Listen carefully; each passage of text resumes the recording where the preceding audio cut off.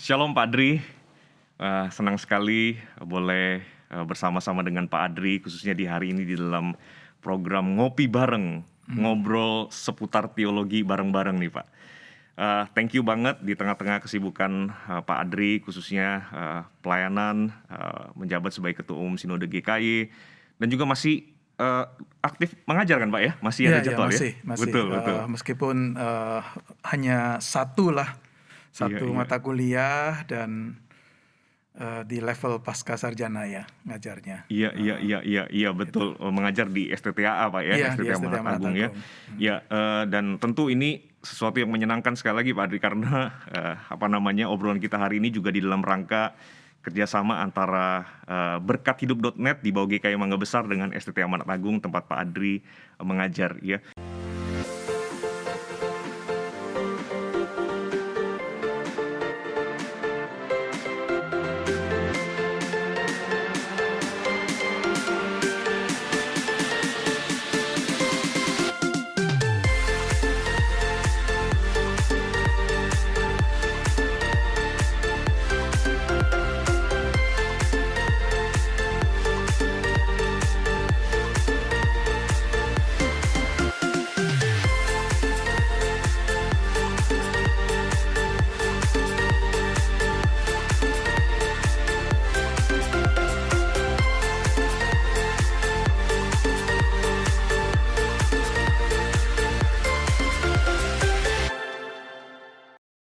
Dan sejak tahun berapa Pak Adri mengajar di STTA ya? Saya kembali dari studi di Amerika itu tahun 2001.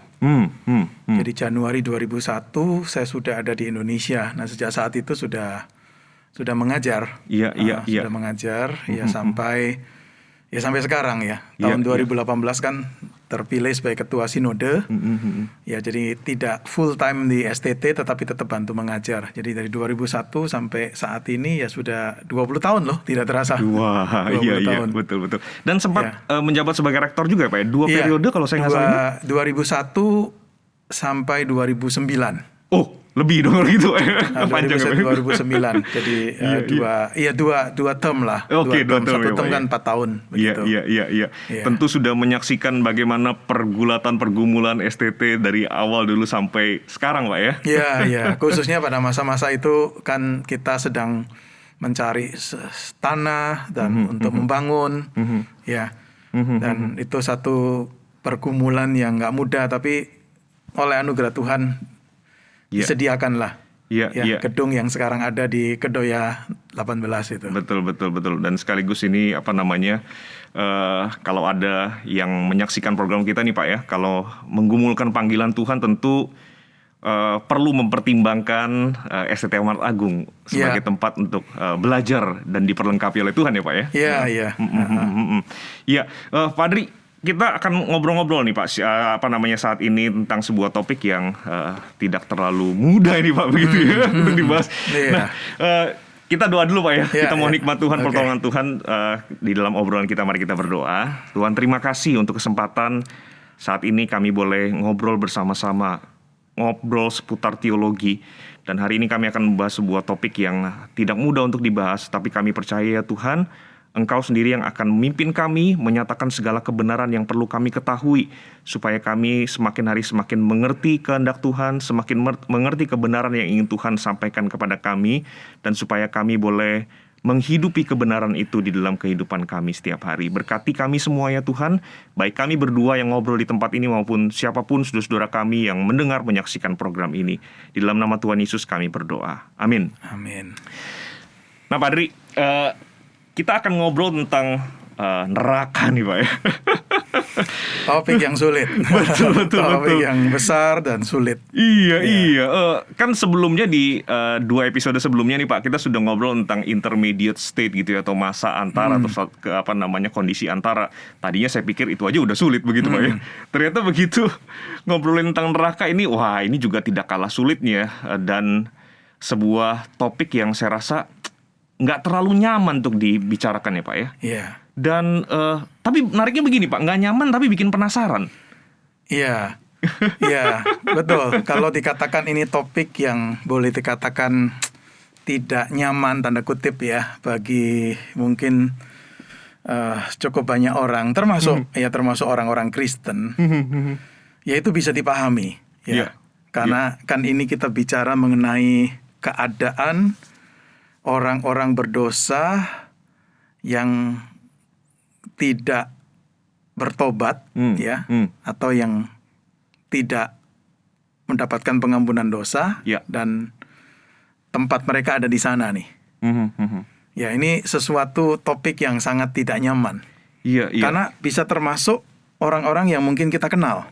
Iya, betul. Orang-orang yang mungkin ada hubungan keluarga dengan kita nih. Ya, ya. Ya, ini topik yang memang tadi saya katakan tidak mudah. Tidak mudah, juga tidak nyaman. Saya ingat ada seorang teolog itu pernah berkata begini, kalau saya boleh menciptakan agama saya sendiri, saya jamin bahwa hal tentang hukuman kekal ini pasti tidak akan menjadi bagian dalam agama saya. Wow. Dia sampai Iya, mengatakan kalimat yang seperti itu nih. Iya, iya. Saking Termasuk tokoh yang kita kenal, C.S. Lewis, ya. Dia juga pernah mengatakan hal yang kira-kira senada. Dia mengatakan tidak ada doktrin yang saya ingin untuk bisa singkirkan dari kekristenan. Gitu loh. Selain doktrin tentang neraka ini. Wah, ini menarik sekali, Pak ya. Sebab, jadi orang seperti C.S. Lewis pun bisa berpendapat seperti itu. Iya, betul. Padahal Lewis ketika misalnya bicara tentang problem of pain atau suffering itu dia sangat confident sekali, Pak ya. Betul. Tapi ketika ngomong soal ini rupanya begitu ya, Pak ya, Lewis ya, Pak. Jadi dia mengatakan kalau saya bisa, saya akan singkirkan nih kalau itu ada dalam otoritas saya. Sepertinya dia mengatakan seperti itu. Iya, iya. Tapi ya pada akhirnya dia mengaku ya tidak bisa, bukan di dalam otoritas dia untuk membuang atau tidak membuang doktrin tertentu. Kenapa? Karena dia mengatakan dengan jelas sekali dukungan dari Alkitab tuh sangat-sangat nyata, sangat-sangat jelas sekali. Apalagi dari pengajaran dari Tuhan kita, Tuhan Yesus sendiri. Iya, iya. Nah, itu yang menjadi satu dasar kuat kenapa kita tidak bisa untuk membuang atau menyingkirkan ajaran ini. Karena dinyatakan di dalam Alkitab dan juga Tuhan kita, Tuhan Yesus pun mengajarkan ini tentang neraka ini. Iya, iya. Betul, Pak. Nah, kalau ini sesuatu yang tidak bisa kita singkirkan, tapi di satu sisi ini juga adalah sesuatu yang sulit, topik yang sulit, tidak nyaman untuk dibicarakan begitu, Pak. Lalu sebelum kita ngobrol lebih jauh tentang neraka ini, Pak, bagaimana kemudian kita mendekati topik ini atau pembicaraan ini, Pak? Sikap apa yang kita harus persiapkan begitu, Pak, atau kita miliki begitu? Iya, mungkin yang paling mendasar adalah jelas kita kembali kepada firman Tuhan. Itu landasan kita, ya. Jadi landasan kita bukan dari perkataan atau pendapat orang, juga bukan dari tanda kutip pengalaman orang tertentu, ya. Kemudian sepertinya mengindikasikan ini kalau dialami itu sesuatu yang pasti benar dan sebagainya, ya.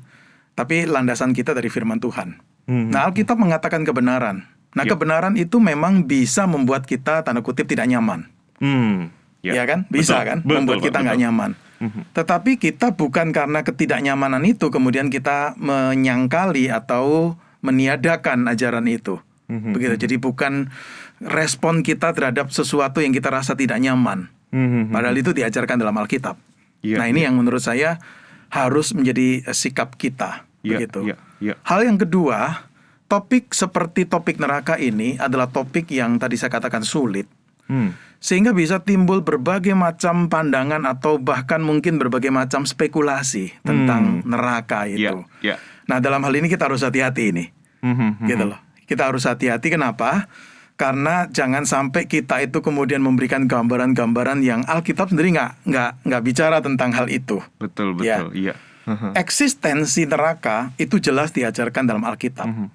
Tetapi bagaimana neraka itu, naturnya, keadaannya, tidaklah sangat mendetail digambarkan. Nah, ini yang kita harus sadari. Sehingga kita itu tidak jatuh dalam kesalahan untuk menambahkan berbagai informasi yang Alkitab itu sendiri tidak ajarkan. Hal-hal yang kita tidak sadari itu merupakan spekulasi-spekulasi kita tentang apa itu neraka. Nah, ini loh keterbatasan kita di dalam bicara topik penting, topik besar, tapi tidak mudah ini. Karena apa? Karena Alkitab memang bicara tidak sangat mendetil sekali tentang neraka itu. Iya, iya, iya. Nah, ini yang mungkin harus menjadi satu pegangan kita lah di dalam kita mendekati atau membicarakan topik ini. Iya, iya, betul-betul. Jadi saya sekali lagi terkait yang poin yang kedua itu Pak ya, maksudnya betul-betul harus hati-hati dengan hal-hal yang spekulasi begitu Pak ya. Karena kadang-kadang kita ini gampang terjebak kan Pak ya. Yang spekulatif seolah begitu menarik begitu Pak, seolah bisa begitu detail begitu ya. Dan lama-lama tadinya hanya spekulasi, hanya tebakan mungkin begitu Pak ya. Kita anggap sebagai sebuah fakta yang kemudian kita pegang baik-baik. Iya, saya rasa ini penting sekali nih Pak ya. Dan juga ada gambaran-gambaran tentang neraka yang mungkin kita dapatkan dari sumber di luar Alkitab. Iya. Begitu. Iya. Ambil contoh salah satu, kalau mungkin di dunia barat sana sering mereka mendiskusikan tulisan dari Dante. Ya, tulisan dari Dante yang ditulis di abad 14 kalau nggak salah, yang berjudul Inferno. Itu cerita semacam mungkin saya anggap itu sebagai satu cerita imajinatif ya. Perjalanan dia menuju ke neraka, melihat bagaimana situasi di neraka, macam orang di sana dan sebagainya. Nah, tanpa sadar kalau orang membaca buku-buku yang seperti itu kan menanamkan gambaran-gambaran tertentu nih di benak kita tentang neraka. Lalu kita langsung berpikir, oh neraka itu seperti itu. Nah, ini yang bisa terjadi. Nah, kita harus hati-hati ini. Jadi mungkin aja kita itu mendapatkan gambaran tentang neraka dari berbagai sumber lain di luar Alkitab. Mungkin dari buku-buku yang waktu kecil kita baca, atau mungkin dari orang-orang tertentu yang mengajarkan, menggambarkan neraka seperti ini, seperti itu. Lalu itu tertanam kuat di benak kita sehingga terbawa terus nih.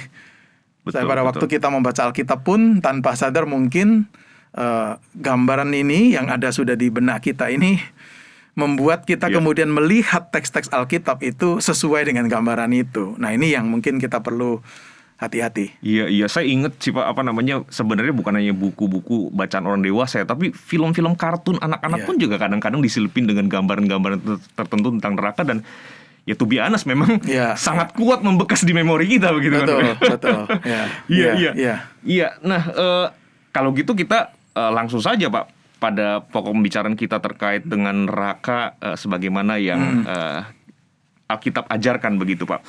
Nah, mungkin pertanyaan yang paling awal, yang paling basic begitu Pak, meskipun saya tidak tahu berapa banyak orang yang menanyakan, tapi saya yakin ada begitu ya, terkait dengan eksistensi neraka itu sendiri sih Pak.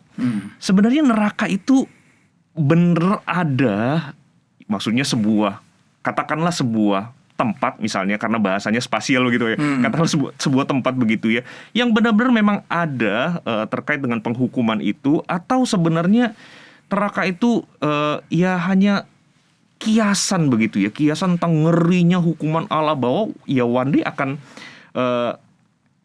ada penghukuman buat orang-orang yang tidak berkenan di hadapan Allah begitu Pak. Ya, ini pertanyaan baik ya, pertanyaan yang baik yang juga cukup sering ditanyakan ya. Jadi kalau bicara tentang real atau tidak realnya, nyata atau tidak nyatanya, kita harus berani mengatakan ini real, nyata. Ya, kenapa? Karena sekali lagi kembali kepada apa yang tadi saya katakan di awal, karena Alkitab itu mengajarkan, begitu loh, realitas neraka ini. Kalaupun ini kita sebut sebagai satu tempat, tanda kutip ya, dalam konotasi tertentu, ya memang tempat ini real ada, bukan tidak ada. Orang seringkali sebut neraka itu sebagai tempat penghukuman bagi orang-orang jahat. Ya memang kenyataannya seperti itu, dan Alkitab mengajarkan realitas yang seperti itu. Nah, masalah nanti ada gambaran-gambaran yang bersifat metaforis dipakai untuk mencoba menggambarkan neraka itu, keadaan neraka atau natur neraka itu, tidaklah kemudian menjadikan bahwa neraka itu sendiri adalah satu metafor. Nah, ini yang harus dibedakan. Jadi eksistensinya itu real, tetapi bagaimana kemudian keadaan atau natur dari neraka itu digambarkan, itu bisa digambarkan dengan mungkin bahasa-bahasa yang bersifat metaforis atau metaphorical atau mungkin simbolis begitu loh. Tapi saya yakin sekali bahwa Alkitab mengajarkan realitas neraka itu memang ada. Jadi ini sesuatu yang real nih. Itu. Nah, ngomong-ngomong soal gambaran metaforis terkait dengan natur atau kondisi atau situasi di neraka itu sendiri Pak. Salah satu pertanyaan yang saya kira mungkin umum juga adalah terkait dengan gambaran api itu Pak.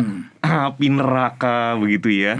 Nah sebenarnya apakah ini menurut Pak Adri ini sesuatu yang literal begitu ya, betul-betul di neraka itu adalah ya api yang membakar, yang menghanguskan, yang panas begitu, atau lagi-lagi ini adalah metafora atau kiasan begitu tentang hukuman Allah yang begitu mengerikan itu Pak? Iya, kalau saya secara pribadi melihat gambaran-gambaran tentang keadaan neraka dengan berbagai gambaran misalnya tentang adanya api, kegelapan, dan sebagainya.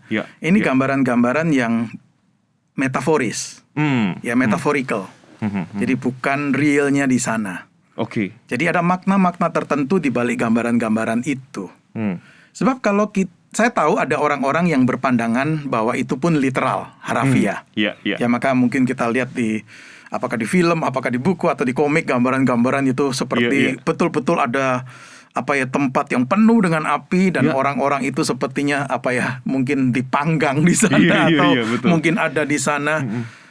Saya percaya bukan seperti itu ya, karena penggunaan istilah atau gambaran api itu cukup sering dipakai untuk menggambarkan penghakiman Allah, bisa seperti itu. Dan kalau kita paksakan untuk itu diartikan harafiah, itu juga akan mengalami kesulitan.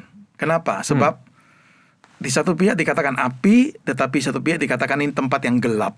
Bagaimana bisa nih ada api tetapi ini gelap? Jadi pengertian gelap tentu bukan harafiah betul-betul gelap, orang nggak bisa lihat apa-apa. Tentu bukan dalam arti itu kan? Karena kita tahu istilah kegelapan sering dipakai di dalam Alkitab untuk menggambarkan keadaan keberdosaan dan juga keterpisahan dengan Allah nih. Nah itu ungkapan kegelapan begitu loh. Nah kalau itu diartikan harafiah dua-dua, nah ini bisa menimbulkan satu permasalahan ini. Bagaimana bisa ada api tetapi tempat itu disebut sebagai tempat yang gelap. Maka saya melihat bahwa ungkapan-ungkapan itu lebih bersifat metaphorical. Tapi sekali lagi, sekalipun dipakai ungkapan-ungkapan metaphorical, bukan berarti eksistensi dari neraka itu tidak ada. Nah ini yang mungkin perlu untuk kita pahami. Nah terkait dengan api itu lebih ke kiasan begitu, metaforis begitu Pak ya. Apakah misalnya salah satu argumen yang mendukung itu juga misalnya bisa seperti bagaimana mungkin sesuatu yang terus-menerus itu seperti api itu membakar lalu kemudian tidak habis-habis, atau kemudian nggak tahu ya, maksudnya kan natur tubuh setelah kematian ini kan Pak, apakah bisa terus-menerus ada dan dibakar seperti itu terus? Apakah itu kemudian lebih menunjukkan bahwa sepertinya api itu lebih kepada kiasan daripada literal begitu Pak? Ya bisa juga begitu Karena kita perlu tahu begini ya. Kalian sebelumnya sudah membahas mengenai intermediate state ya? Ya betul. Nah intermediate state kan itu keadaan masa antara nih. Itu belum keadaan final. Baik orang percaya yang kita katakan sekarang ini ada di sorga tetapi itu kan bukan final state, itu masih intermediate state. Jadi orang-orang percaya yang sekarang sudah meninggal, berada di surga bersama dengan Allah, masih menantikan ini satu peristiwa penting, yaitu kedatangan Yesus yang kedua kali, yang akan diikuti oleh kebangkitan tubuh dan kemudian juga penghakiman yang terakhir. Dan setelah itu baru kemudian dihadirkan langit dan bumi baru, new heaven and new earth. Nah yang penting di sana adalah dikatakan ada kebangkitan ini. Nah kebangkitan ini bukan hanya untuk orang percaya loh. Alkitab mencatat jelas sekali juga kebangkitan untuk orang-orang yang tidak percaya. Berarti apa? Berarti orang-orang yang tidak percaya atau orang-orang jahat yang sudah meninggal sekarang berada di dalam satu situasi yang juga masih menantikan ini. Masih menantikan satu keadaan final. Nah untuk mengerti ini, saya ingin untuk sedikit memberi penjelasan latar belakang, latar belakang dari Perjanjian Lama, dan juga nanti kita melihat di Perjanjian Baru. Jadi di dalam Perjanjian Lama itu ada konsep tentang dunia orang mati, dunia orang mati. Istilah dalam bahasa Ibrani itu adalah Sheol. Sheol itu ada dunia orang mati. tempat di mana orang yang meninggal itu menuju ke sana. Dan itu seringkali digambarkan itu sebagai tempat yang mungkin ada di bawah bumi ini. Ya, maka seringkali dikatakan dengan ungkapan turun ke dunia orang mati. Ya, itu artinya itulah tempat dunia orang mati. Nah, diyakini bahwa Sheol ini memiliki dua lokasi dua keadaan yang berbeda di dalamnya. Ya. Jadi ada lokasi atau keadaan yang penuh kebahagiaan, ini untuk orang-orang benar, dan juga ada keadaan yang mungkin di dalamnya itu ada penderitaan, kesengsaraan, ya siksaan. Itu adalah untuk orang-orang yang tidak benar. Ya. Ada juga yang memperdebatkan itu, ada yang mengatakan enggak, Sheol itu adalah tempat khusus betul-betul hanya untuk orang-orang yang tidak benar, orang-orang jahat. Sedangkan orang-orang benar tuh langsung ke surga. Ya, ada perdebatan di sana lah. Ya, tetapi yang saya ingin tekankan itu bukan di perdebatan itu, tetapi pemahaman tentang adanya dunia orang mati ini.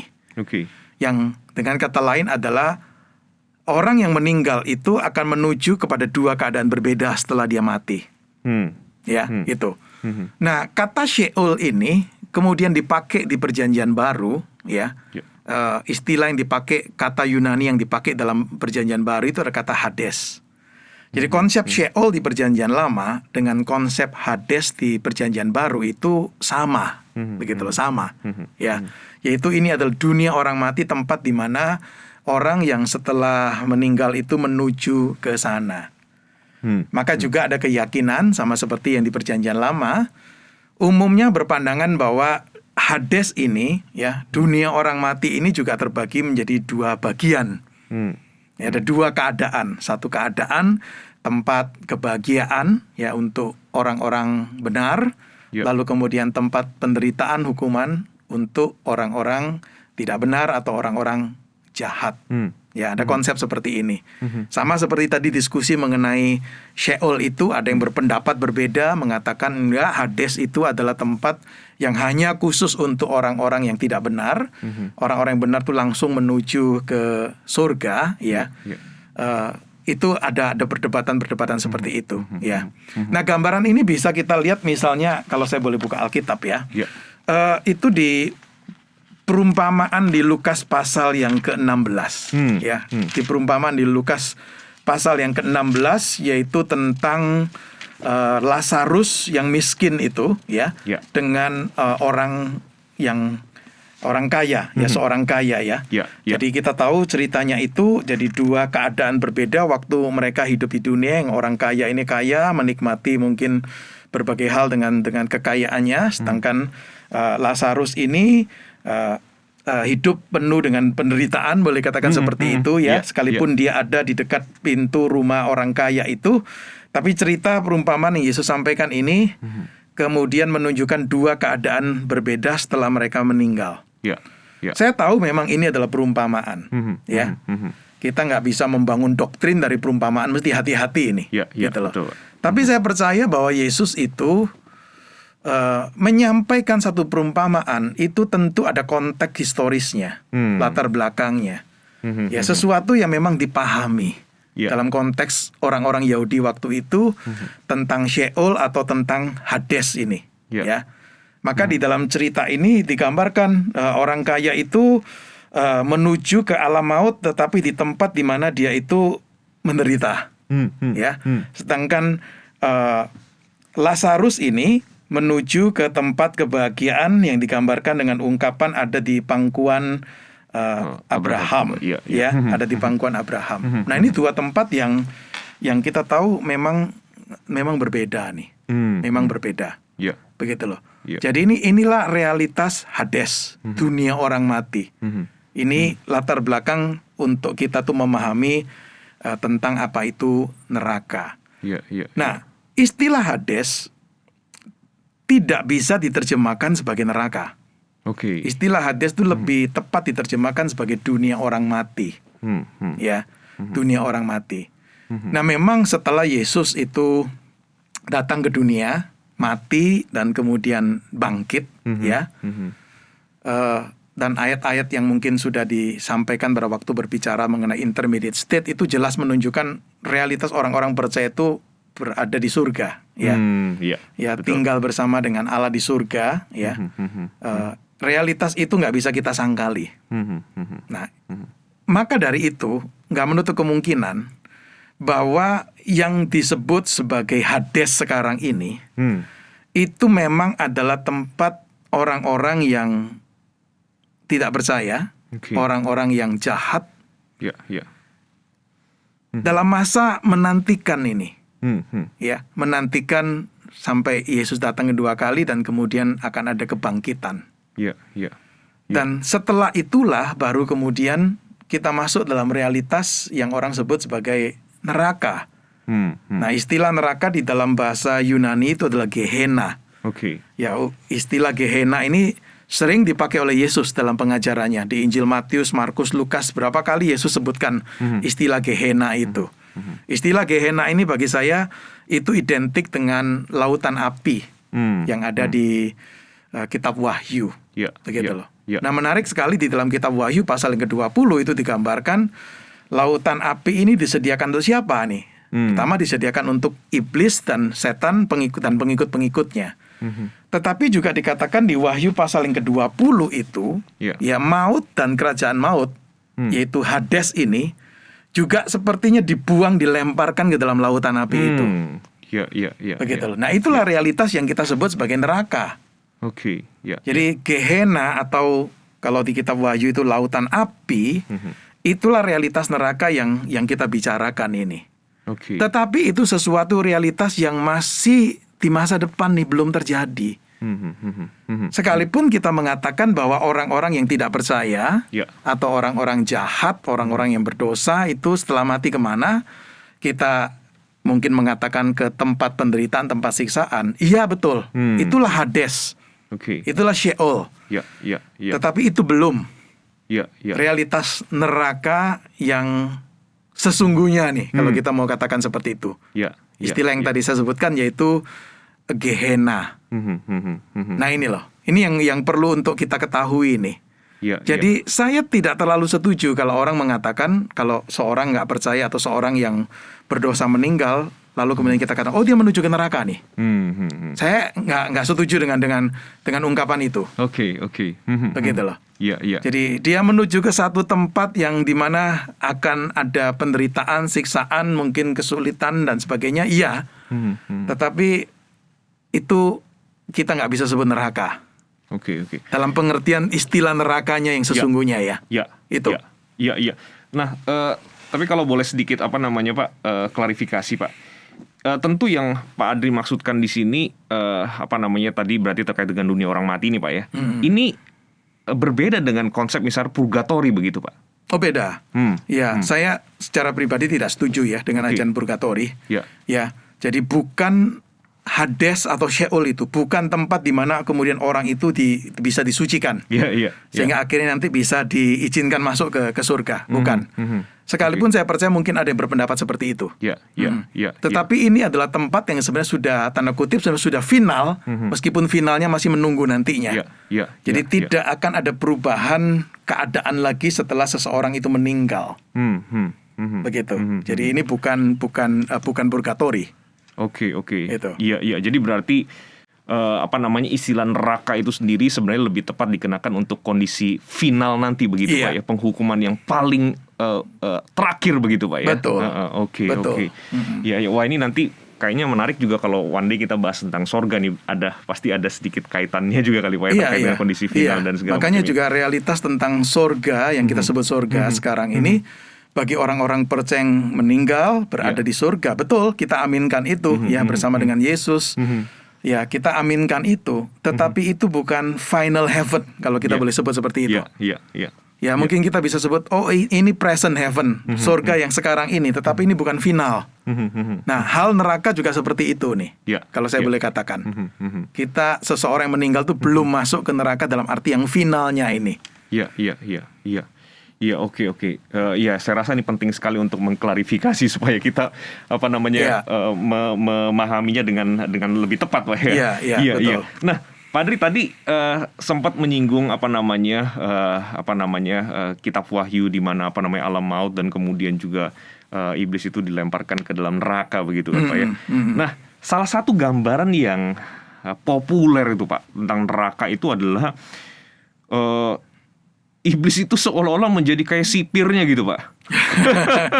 Kalau saya boleh pakai istilah itu Pak. Atau mungkin sipir masih terlalu baik begitu ya. Mungkin yang jadi eksekutornya begitulah, yang menyiksa orang-orang yang masuk ke neraka itu iblis bersama dengan pasukan-pasukannya begitu Pak. Nah, tapi di sisi lain juga kalau kita lihat di Alkitab kan sebenarnya ya iblis juga sebenarnya adalah tempat neraka maksud saya adalah tempat siksaan buat iblis juga begitu Pak. Nah, ini sebenarnya bagaimana kita melihatnya berdasarkan Alkitab? Maka kita harus membedakan lagi tadi antara Hades atau Sheol dalam bahasa Ibrani dengan Hades nih. Dengan hell, dengan Gehenna, dengan neraka ini. Ini harus dibedakan. Begitu loh. Iblis ini memang akan dilemparkan ke sana satu waktu ya. Itu keadaan finalnya iblis dan pengikut-pengikutnya itu di Wahyu pasal 20 jelas sekali akan dilemparkan dalam lautan api. Begitu juga nantinya orang-orang yang tidak percaya, itu juga akan dilemparkan di sana, begitu loh. Artinya kalau kita pakai bahasa gampangannya kita, bahasa yang nggak sulit adalah iblis belum ada di neraka loh sekarang, gitu loh. Iblis belum ada di neraka sekarang ini, gitu loh. Ada di mana ya? Kita bicara dunia iblis dan setan-setan atau demons ini adalah dunia rohani kan, sama seperti kita bicara Allah dan malaikat, ini kita bicara alam roh nih. Begitu loh. Berarti bukan di Sheol atau Hades juga Pak ya? Tidak ada indikasi jelas sekali bahwa iblis itu ada di sana nih. Begitu, tidak ada indikasi. Karena kita bicara Sheol atau Hades ini kita bicara alam orang mati, dunianya orang mati, ada di sana. Jadi istilahnya begitu lebih mengacu kepada manusia begitu Pak ya? Betul. Begitu. Jadi sekali lagi dalam bahasa yang lebih mudah untuk kita pahami itu, ya iblis dan pengikut-pengikutnya itu belum ada di neraka sekarang ini. Begitu loh. Oleh sebab itu realitas peperangan rohani masih kita alami karena iblis itu masih memakai begitu banyak cara, memakai begitu banyak metode, memakai begitu banyak agent untuk mencoba tetap menghancurkan pekerjaan Tuhan, menghancurkan umat Allah. Realitas ini menunjukkan apa? Ya masih ada di mana-mana nih, masih berkeliaran lah. Sekalipun kita nggak melihatnya, tetapi ini kita bicara dunia rohani, ini peperangan rohani yang kita alami. Sehingga apa yang tadi Pak Luki tanyakan tentang pertanyaan itu, saya lihat sih tidak tepat begitu loh, tidak tepat. Sambil menunggu Hades nih satu waktu akan dilemparkan ke dalam lautan api. Iblis juga akan dilemparkan di sana. Begitu. Ya, Pak Adri tadi kan sempat mention soal Sheol, Hades begitu ya. Kayaknya tadi juga sempat nyinggung soal lokasinya begitu ya. Iya, sebab salah satu pertanyaan yang umum juga adalah terkait dengan lokasi neraka ini, apakah betul seperti gambaran-gambaran juga bahwa neraka itu ada di perut bumi gitu kira-kira di bawah begitu Pak? Iya. Kembali kepada apa yang tadi saya jelaskan ya. Sebenarnya kita ini tidak bisa bicara neraka karena ini realitasnya belum ada nih. Iya. Kita bicara tentang dunia orang mati, Sheol atau Hades nih. Nah, di dalam pemahaman kosmologinya orang Israel, yang saya percaya juga masih terbawa sampai ke masa Perjanjian Baru, memang pemahaman kosmologis mereka itu ya sangat simpel begitu loh. Surga itu ada di atas sana nih, begitu ya. Surga di atas segala surga itulah tempat kediamannya Allah. Itu yang paling atas. Makanya kemudian selalu bicara surga selalu melihat ke atas begitu ya. Lalu kemudian manusia kita ini hidup di dunia ini. Ini dunia yang kelihatan dan memang mungkin pemahamannya belum betul-betul seperti mungkin berdasarkan ilmu pengetahuan sekarang ini, yaitu bumi ini bulat tetapi mungkin masih memahami secara flat begitu ya. Nah, bicara dunia orang mati, Sheol atau Hades itu bicara yang ada di bawah permukaan dunia ini, permukaan bumi ini. Maka selalu muncul ungkapan-ungkapan kalau orang meninggal itu di Perjanjian Lama adalah turun ke dunia orang mati. Begitu. Bahkan kita tahu cerita di Bilangan pasal yang ke-16 ya, tentang beberapa orang yang memberontak seperti Korah, Datan, dan Abiram yang dihukum Tuhan dengan kemudian tiba-tiba sepertinya ditelan nih, bumi terbelah dan kemudian mereka ditelan hidup-hidup, dikatakan mereka turun ke dunia orang mati. Begitu loh. Nah, itu yang membuat kemudian orang memiliki gambaran bahwa Hades itu atau Sheol itu ada di bawah begitu loh. Di center of the earth begitu loh. Nah, muncul konsep yang seperti itu. Padahal sekali lagi kita ini sedang bicara dunia orang mati, dunia roh begitu loh, ya kan? Orang yang meninggal ini kan tidak memiliki tubuh fisik, ya. Orang yang meninggal, yang percaya bersama dengan Allah di surga, itu pun masih tanpa tubuh, masih menunggu kebangkitan tubuh nanti setelah Yesus datang kedua kali. Begitu juga orang-orang yang tidak percaya atau orang-orang jahat, juga tanpa tubuh berada di Hades ini, begitu loh. Jadi ini kita bicara tentang dunia roh, maka bagi saya sulit sekali untuk kita mengatakan lokasinya ada di sana nih. Jadi lokasi Hades atau lokasi Sheol itu apakah betul ada di bawah bumi ini atau di perut bumi ini? Saya tidak terlalu yakin di sana. Saya tahu memang pernah ada kejadian, saya lupa kapan itu ya. Ada orang pernah ekspedisi penggalian kan di Siberia. Lalu dikatakan para ilmuwan yang menggali ini, kemudian mereka berusaha untuk membuat lubang sampai ke dalam berapa sudah mungkin hampir 15 kilo. Kemudian katanya ketika mereka melakukan hal itu, lalu mereka mendengar ada teriakan-teriakan yang kemudian mereka duga ini teriakan dari neraka. Sampai seperti itu kan. Dan itu berita sudah menjadi satu berita yang yang menyebar ke seluruh dunia. Begitu loh. Jadi ceritanya terus berkembang, apa yang mereka sebenarnya alami sih waktu mereka melakukan penggalian ke bagian dalam bumi itu ya. Lalu dikatakan mereka bisa mendengar teriakan-teriakan itu sampai ada yang ketakutan, kemudian mengundurkan diri, tidak mau lagi melanjutkan penggalian itu, begitu loh. Tapi kemudian ternyata dalam perkembangannya katanya ya, saya nggak tahu, katanya itu ceritanya nggak benar, begitu loh. Jadi tapi itu sempat cerita itu menyebar sehingga muncullah konsep bahwa tempatnya itu ada di sana nih. Begitu. Tapi sekali lagi saya ingin tegaskan, kita ini kalau bicara neraka, realitasnya sekarang ini itu belum. Gimana kita bisa mengatakan oh itulah lokasinya neraka nih.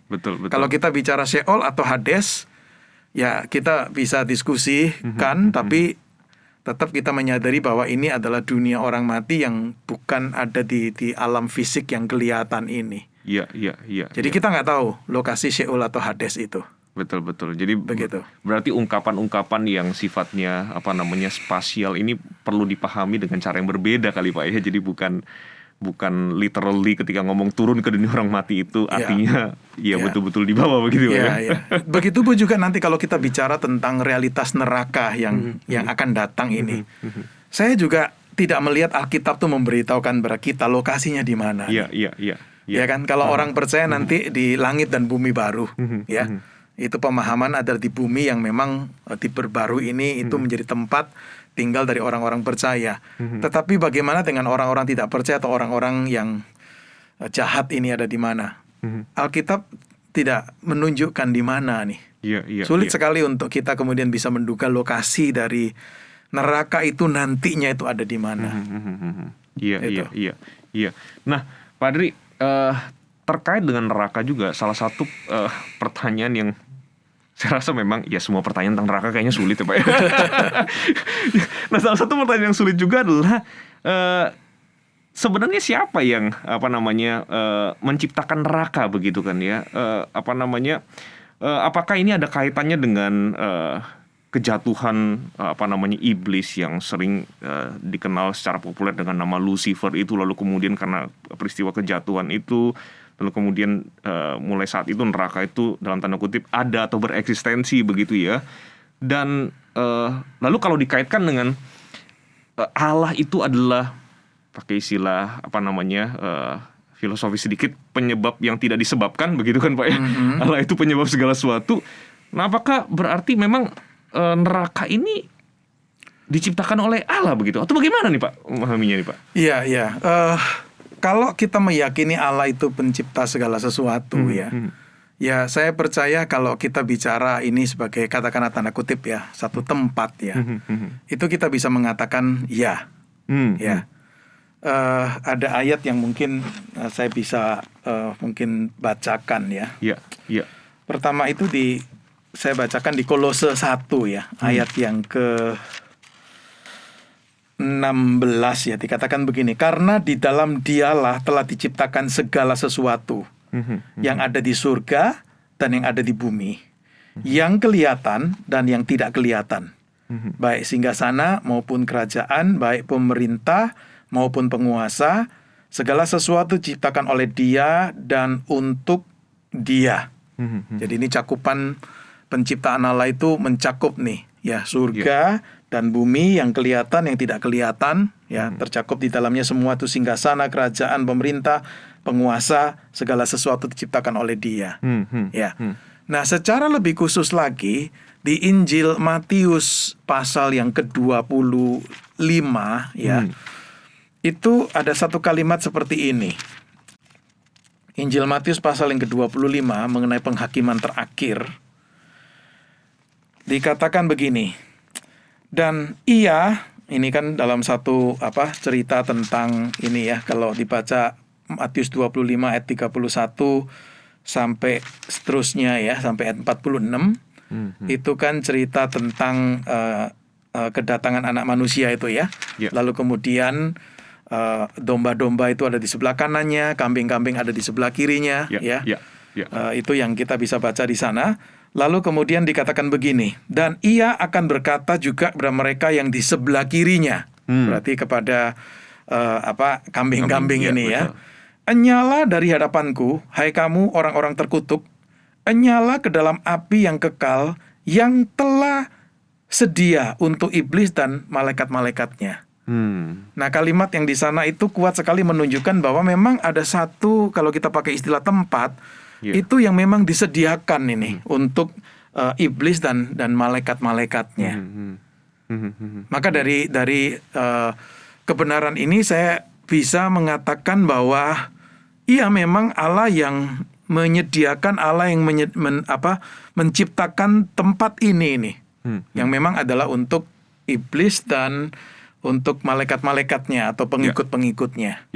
Maka di Wahyu pasal 20 kan nanti mereka dilemparkan dalam lautan api itu.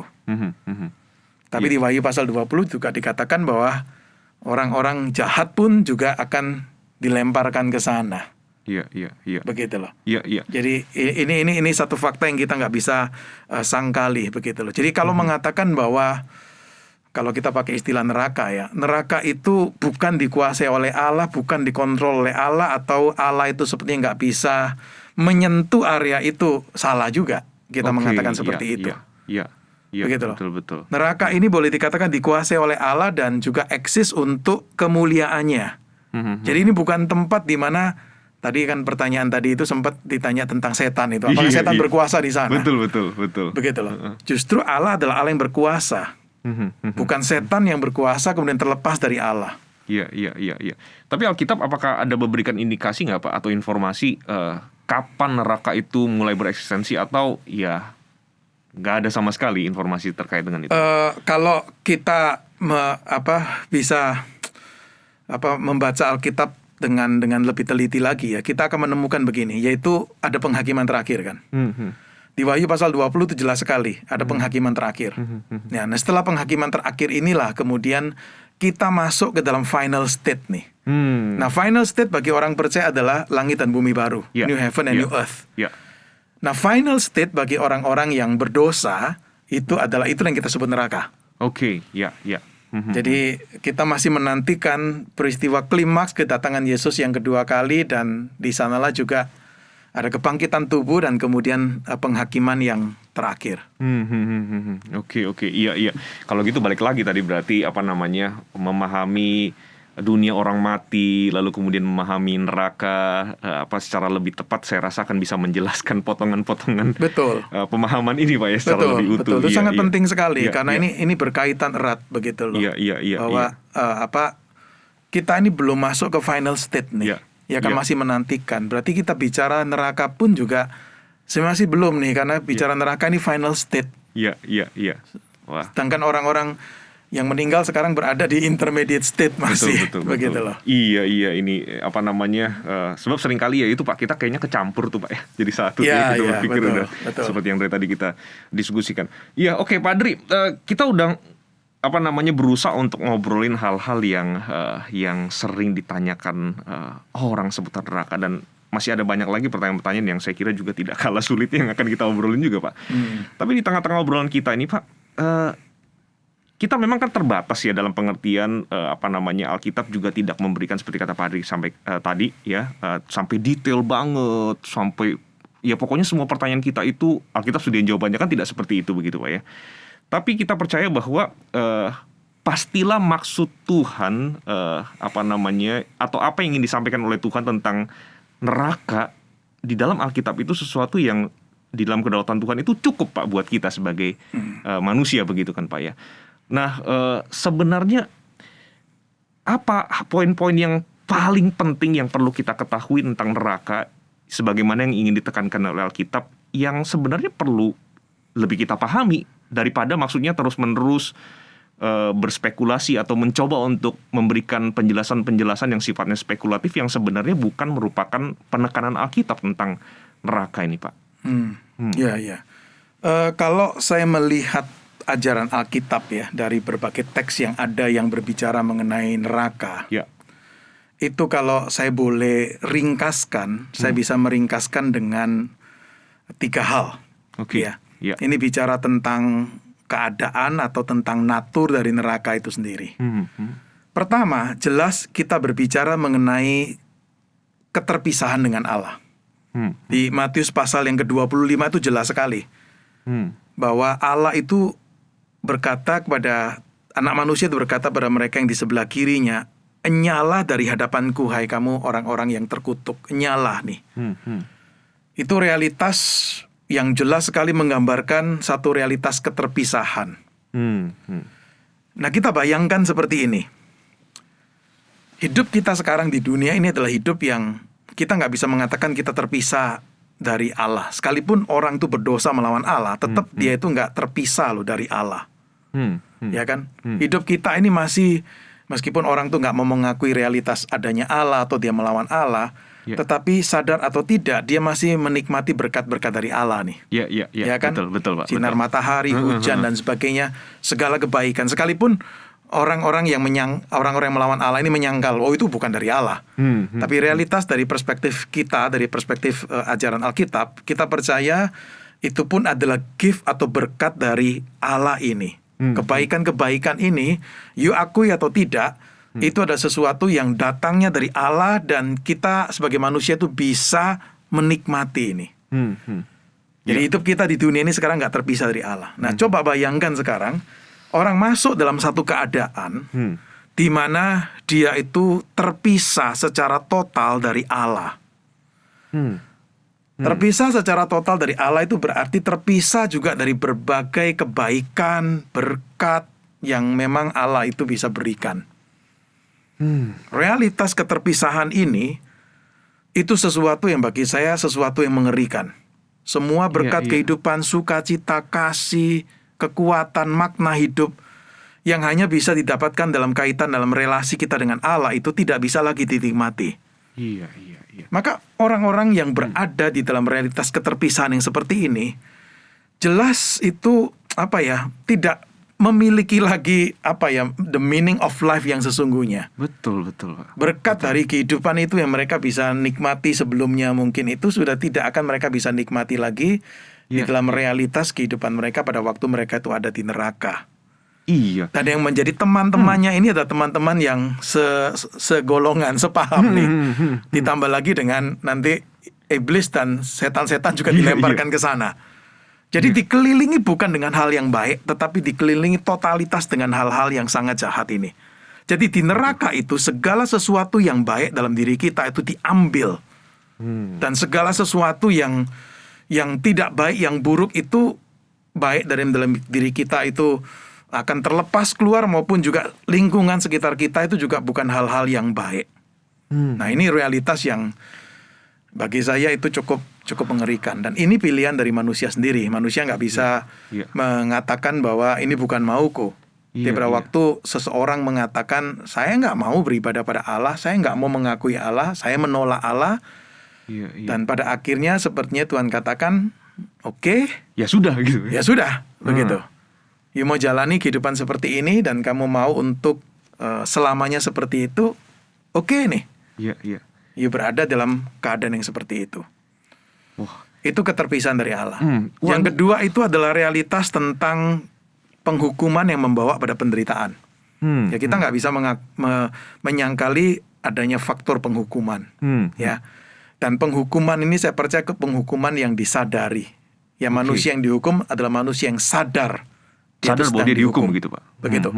Ya, dan jangan lupa loh, ini kita bicara bukan Hades lagi nih. Kalau kita bicara neraka itu kita bicara manusia yang bukan tanpa tubuh loh, tetapi sudah dengan tubuh. Sekalipun saya percaya itu untuk orang-orang yang jahat, orang-orang berdosa itu bukan tubuh kemuliaan, tetapi tetap itu ada tubuh fisik nih. Nah, bersama dengan tubuh ini berada di dalam tempat penghukuman yang jelas itu menggambarkan realitas adanya penderitaan yang hebat.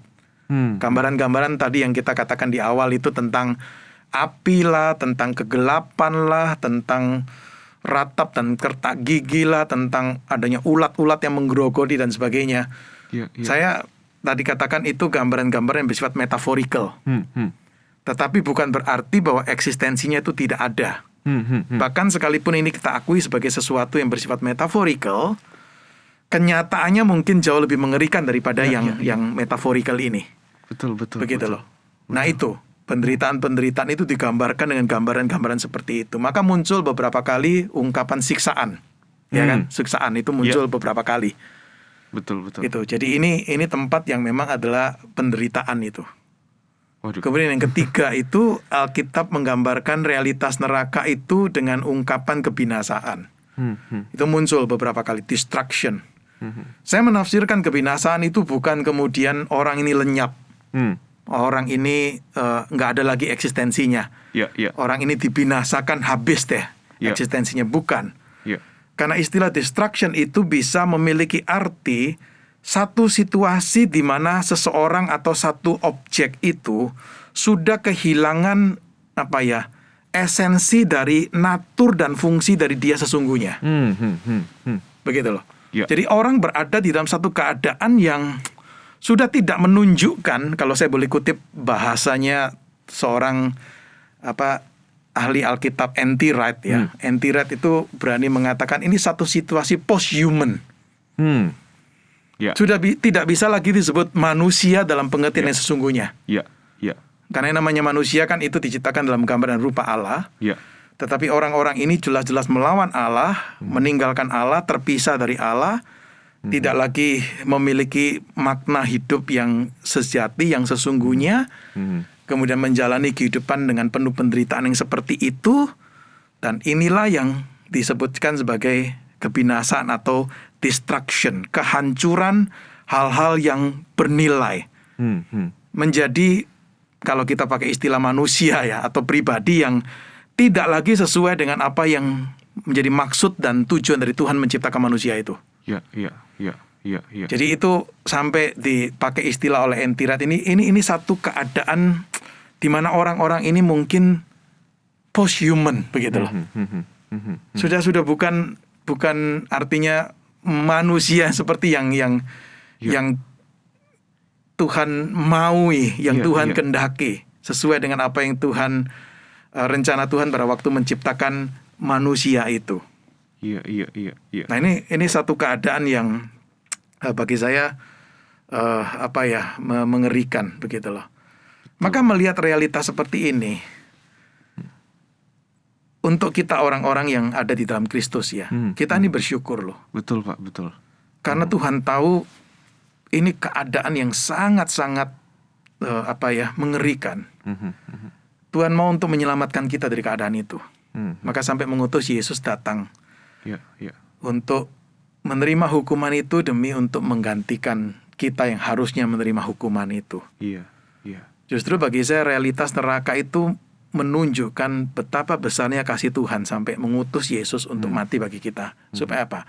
Supaya kita itu tidak masuk ke sana. Biasa saya sering memberikan ceramah atau apapun pembicaraan tentang New Heaven, New Earth. Dan setiap kali saya merenungkan tentang New Heaven, New Earth, langit dan bumi yang baru, saya selalu berkata begini pada diri saya. Yohanes, Adri, jangan sampai kamu tidak masuk ke sana ya. You harus masuk. Kenapa? Karena itu satu tempat yang luar biasa yang Tuhan sediakan.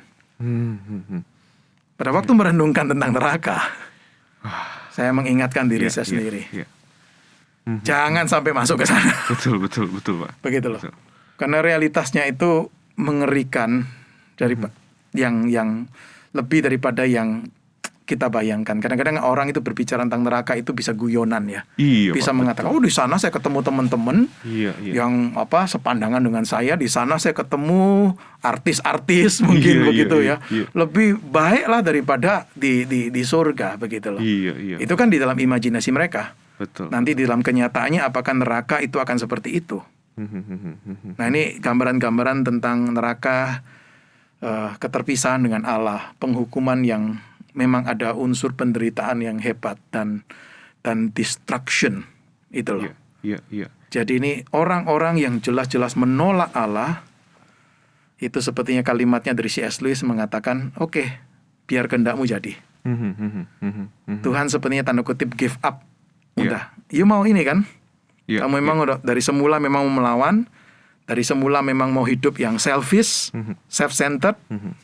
Itu yang kau pilih, maka tidak mau untuk beribadah pada Allah, tidak mau percaya pada Allah, tidak mau tunduk pada Allah. Ini jalan hidup yang memang engkau pilih. Maka sebenarnya Tuhan itu menyerahkan mereka kepada itu kemauanmu. Nah, betul. Neraka adalah tempat dari orang-orang yang seperti ini. Ya, yang menolak Allah, yang menolak untuk percaya, yang menolak untuk beribadah, yang menolak untuk taat. Dan orang-orang seperti inilah yang akan nanti menikmati, tanda kutip ya, keadaan sebagaimana yang mereka sebenarnya sudah inginkan. Mereka sendiri inginkan. Jadi dengan kata lain sebenarnya keputusan untuk menolak Allah sewaktu kita masih hidup ini bukan hanya sekedar berdampak kepada kehidupan kita sekarang begitu Pak ya, tapi yang lebih dahsyat lagi, yang lebih mengerikan lagi adalah berdampak kepada kehidupan kita setelah kematian ya Pak. Itulah sebabnya saya percaya bahwa Yesus banyak bicara tentang neraka.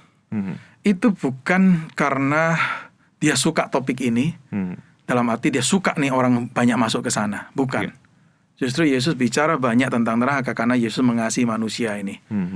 Untuk tidak masuk ke sana. Itu menunjukkan kasihnya yang luar biasa. Maka momen penting sekali bagi saya untuk seseorang itu dalam hidupnya yang sekarang dijalani ini ya. Untuk bisa menaruh kepercayaan dan iman kepada Kristus yang sudah mati. Dengan satu tujuan supaya kita ini satu waktu tidak menerima hukuman kekal itu. Betul. Dan ya kesempatan untuk menikmati yang baik yang terbaik dari Tuhan ini masih terbuka terus ya Pak ya, selama kita masih hidup dalam dunia ini, dan harus segera mengambil kesempatan yang Tuhan berikan ini ya. Iya. Wah, Pak Adri, masih ada banyak pertanyaan-pertanyaan yang menarik dan complicated yang saya khawatir akan nanti merepotkan Pak Adri nih Pak. Tapi terima kasih Pak Adri untuk sesi kita hari ini ya. Saya yakin tidak semua pertanyaan kita bisa cakup karena ini topiknya besar sekali. Tetapi nanti di episode berikutnya kita akan lanjutkan lagi obrolan kita tentang neraka ini dengan pertanyaan-pertanyaan yang saya kira juga tidak kalah sulit, tidak kalah penting juga, dan kita perlu ketahui sama-sama. Tapi sekali lagi thank you Pak Adri, banyak sekali pencerahan. Saya sendiri belajar banyak nih Pak lewat obrolan kita hari ini. Ini rasanya kalau kita tidak dibatasi waktu Pak, saya pengen ngobrol tuh sama Bapak ini, terusin terus pertanyaannya. Tapi saya juga menyadari bahwa ini banyak hal yang sesungguhnya kita ingin tahu, tetapi memang Alkitab tidak memberitahukan pada kita. Ya, biarlah kita juga puas dengan keterbatasan ini. Betul. Ya, betul. daripada kita tuh berspekulasi dengan berbagai hal yang akhirnya malah kita tuh bukan menuju pada kebenaran, tetapi menyimpang dari kebenaran. Betul. Jadi, Itu lebih berbahaya. Jadi apa yang saya coba pahami dari kebenaran firman Tuhan, ya, yang berbicara tentang neraka, itulah yang saya coba untuk sajikan atau sampaikan. Ya, sekalipun saya menyadari bahwa ini masih sangat terbatas dan mungkin tidak bisa memuaskan semua keingintahuan kita. Thank you, Pak Lupi. Sama-sama, Pak. Jangan khawatir, Pak. Masih ada ngopi bareng berikutnya, Pak. Kita bisa terus bahas beberapa kali lagi, Pak, ya, sampai kita betul-betul menggali kebenaran firman Tuhan ini sampai sedetil mungkin, ya, Pak, ya. Iya. Oke, Pak. Sekali lagi terima kasih. Kita akhiri dengan doa, Pak. Saya akan berdoa. Terima kasih Tuhan untuk kebenaran-kebenaran yang sudah Tuhan singkapkan pada waktu kami ngobrol bersama-sama dan juga rekan-rekan yang menyaksikan, mendengarkan program ini. Kami percaya ya Tuhan, Engkau yang menyatakan kebenaran-Mu kepada kami, dan Engkau juga yang akan terus melengkapi kebenaran-kebenaran yang penting yang Engkau ingin nyatakan kepada kami, khususnya tentang sebuah topik yang penting ini, tentang neraka ya Tuhan. Tolong kami supaya kami dalam hidup ini betul-betul melihat kasih Tuhan, melihat kesempatan yang Tuhan berikan sebagai anugerah dari Tuhan, dan kami menyerahkan hidup kami sepenuhnya kepada Tuhan Yesus sebagai satu-satunya Tuhan dan Juru Selamat. Kami boleh menikmati, mengalami sendiri kasih Tuhan dan berkat Tuhan. Terima kasih ya Tuhan. Kami bersyukur untuk obrolan kami hari ini. Di dalam nama Tuhan Yesus kami berdoa. Amin. Amin. Oke, Tuhan berkati, Pak Adri. Oke, thank you.